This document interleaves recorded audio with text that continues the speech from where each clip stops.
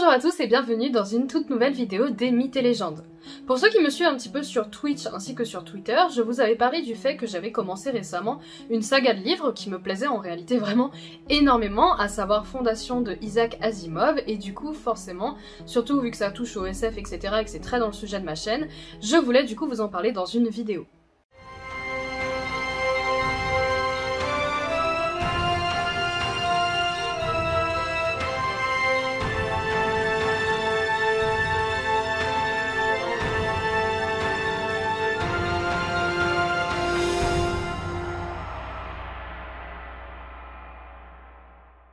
Je vais donc vous parler dans cette vidéo du contexte de la création de la Fondation et également du coup du premier personnage vraiment important de l'histoire de la Fondation, à savoir Salvor Hardin.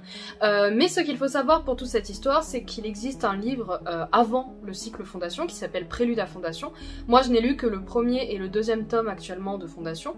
Donc le premier tome c'est ce qui va traiter de globalement ce dont je vais vous parler dans cette vidéo, et encore parce que le premier tome est très long. Donc en fait ce que je vais vous raconter ça compte en réalité que les 200 premières pages.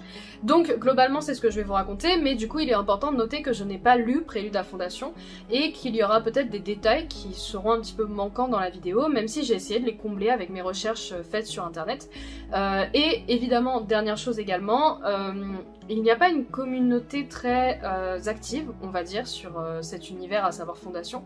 Du coup, il y a très peu en fait de fan art et d'images d'illustration pour tout cet univers. Donc je vais essayer d'en trouver, je vais faire de mon mieux, mais c'est possible que cette vidéo soit beaucoup plus en facecam que du coup en illustration comme j'ai l'habitude de le faire.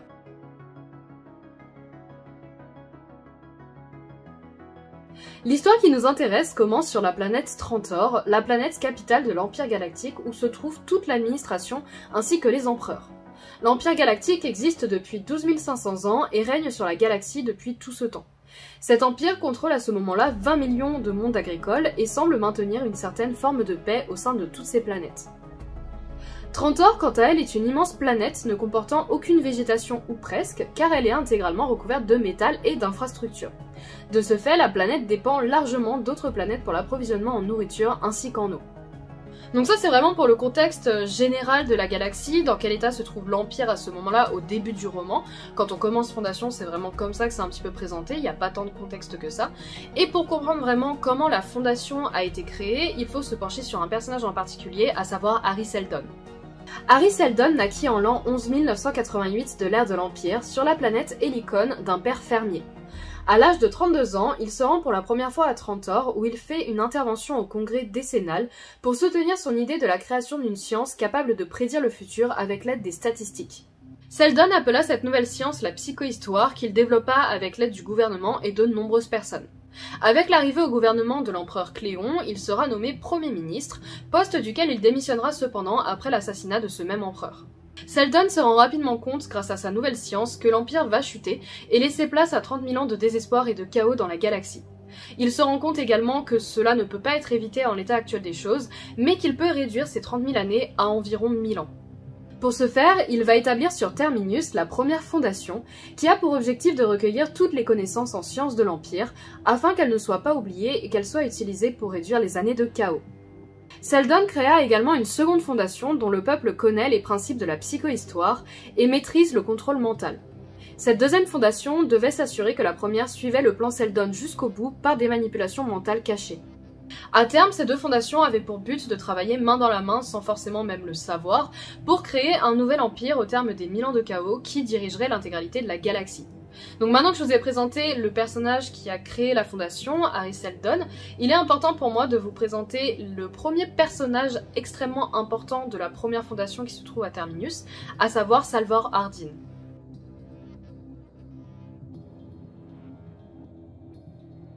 La première fondation n'a alors que 18 ans quand Salvor Hardin voit le jour. Alors qu'il est étudiant, il décide d'étudier la psychohistoire, ce qu'il en reste des connaissances en tout cas sur Terminus, parce que je rappelle, la majorité des connaissances en psychohistoire sont sur la deuxième fondation. Et en fait, il va rapidement se rendre compte que c'est plutôt la politique qui l'intéresse et qu'il voudrait représenter le peuple de Terminus. Il pense en effet que les habitants de la planète ne peuvent pas uniquement vivre par le biais de la compilation de l'encyclopédie, et grâce à un journal qu'il dirige, il finit par se faire élire maire de Terminus. À cette époque, la fondation est dirigée par un groupe d'encyclopédistes connu sous le nom de Comité de fiduciaires avec à sa tête Lewis Pirenne, le président.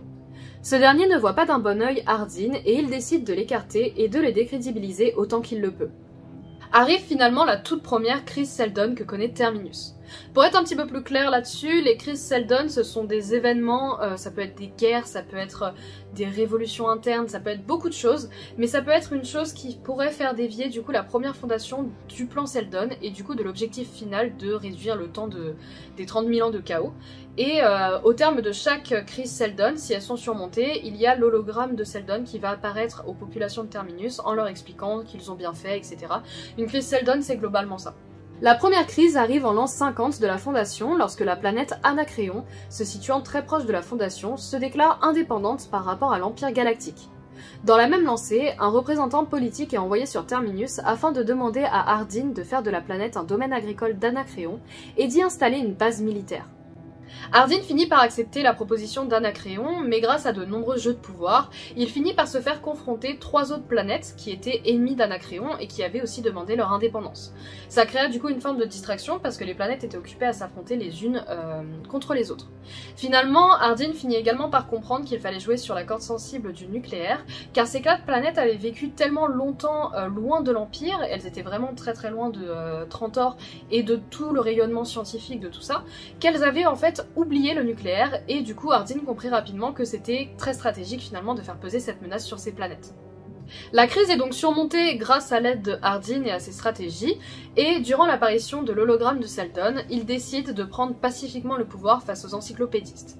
Une fois ces derniers écartés, il décide également de se rendre sur les 4 planètes qu'ils avaient fait se confronter plus tôt dont je vous avais parlé, et de signer des traités de paix. Pour garder cette paix, Hardin décida de passer l'énergie nucléaire aux autres planètes, mais en l'entourant d'un mythe, d'une religion, le scientisme. Ainsi, sur chaque planète, des prêtres sont envoyés et le nucléaire est enveloppé dans cette aura de croyance et de mysticisme. La religion, du coup récemment créée, se développe largement au sein des populations, et très rapidement, Terminus devient la planète sacrée, ce que Hardin voulait. En l'an 70 arrive la deuxième crise Seldon, au moment où Vénis d'Anacréon prend le pouvoir par le biais de son neveu, facilement manipulable. À ce moment-là, Hardin est face à de nombreux opposants politiques qui sont complètement opposés à cette idée de donner le nucléaire à d'autres planètes, parce qu'il considère que c'est les armées, et il les aide également largement parce qu'il est dans une attitude très pacifique avec eux, malgré le fait qu'Anacréon par exemple menace de les attaquer assez régulièrement. Cela sera encore plus exacerbé en réalité après qu'Hardin ait accepté de faire réparer un croiseur de guerre pour le compte d'Anacréon. Malgré toutes les protestations et malgré avoir écouté ses opposants politiques, Hardin va continuer sur sa lancée et il va ignorer toutes les critiques. Il va également se rendre assez rapidement sur Anacréon, malgré la menace du régent Vénis, qui pourrait le tuer par exemple, rien que ça, et il va aller assister au couronnement du nouveau roi. Hardin se fait finalement capturer par Vénis et emmener dans les appartements de ce dernier qui va largement pavaner devant Hardin en disant qu'il a fait envoyer le croiseur que ce dernier lui avait fait réparer afin de détruire intégralement Terminus et qu'une fois que tout cela sera fait, il fera exécuter Hardin publiquement. Salvor va écouter calmement avec presque un petit sourire sur le visage tous les dires de Vénis et une fois que ce dernier se sera calmé de toutes ses exclamations en disant qu'il allait détruire Terminus, Hardin va calmement lui expliquer que tous les prêtres de Anacréon s'étaient retirés et avaient coupé l'énergie nucléaire de l'intégralité de la planète. Ce que Vénis n'avait finalement pas tellement prévu, c'est que le nucléaire ainsi que le scientisme occupaient une place extrêmement importante au sein des populations d'Anacréon, population qu'il n'estimait au final pas tant que ça, et il a suffi que les prêtres coupent l'alimentation en nucléaire qui était vraiment idolâtré par les populations, et surtout qu'ils leur demandent de se soulever, pour que la population décide d'aller frapper à la porte du palais avec l'envie pure et simple d'en finir avec Vénis. Vénis sentit finalement la fin arriver, mais il gardait quand même un semblant d'espoir quant au fait que la fondation serait détruite par le croiseur, et à nouveau en se tournant vers Hardin, il le vit avec un très léger sourire sur le visage, laissant présager que ça également il y avait pensé, car en effet, quand on s'intéresse au croiseur, il se trouvait à son bord un aumônier, qui au moment où il apprit que le croiseur se dirigeait vers Terminus pour le détruire, présagea à l'équipage le chaos, le désespoir, la damnation et l'enfer, leur faisant peur au même passage. L'équipage ayant extrêmement peur des conséquences de leur trahison, décidèrent alors de se rebeller et de refuser d'attaquer la planète Terminus, qui fut saine et sauve. Ardyn, du coup, par son ingéniosité, avait réussi à sauver sa planète, et le régent, complètement désespéré, décida de se suicider. Après cette crise Seldon, vaillamment surmontée par Ardyn de par son ingéniosité, Anacréon ainsi que les 3 autres royaumes furent rattachés à Terminus, qui étendit du coup son influence de plus en plus. Ardyn se fit finalement battre par un autre parti, devenant de plus en plus vieux, et des centaines d'années après son existence, il continua d'être idolâtré par les populations de Terminus. Il fut également connu pour ses nombreuses répliques, notamment la violence et le dernier recours de l'incompétence. Merci à tous d'avoir regardé cette vidéo, j'espère que ça vous aura intéressé, que je me plonge un petit peu dans l'univers de Fondation, parce que finalement c'est un livre en fait que j'adore lire, qui est très long, mais que j'adore vraiment lire parce que l'univers c'est assez impressionnant de voir tout ce qu'il a écrit, donc je vais continuer de vous parler de l'histoire de Fondation, ça c'est sûr. Si vous avez aimé, évidemment, n'hésitez pas à le mettre en commentaire, n'hésitez pas à vous abonner également, à partager la vidéo, ça me fait toujours extrêmement plaisir évidemment, et si vous avez des suggestions pour les prochaines vidéos Mythes et légendes, Panthéon des héros, Pandémonium, etc., Bestiaire fantastique, n'hésitez évidemment pas à le mettre en commentaire. En attendant, moi je vous dis à la prochaine pour une autre vidéo. Ciao!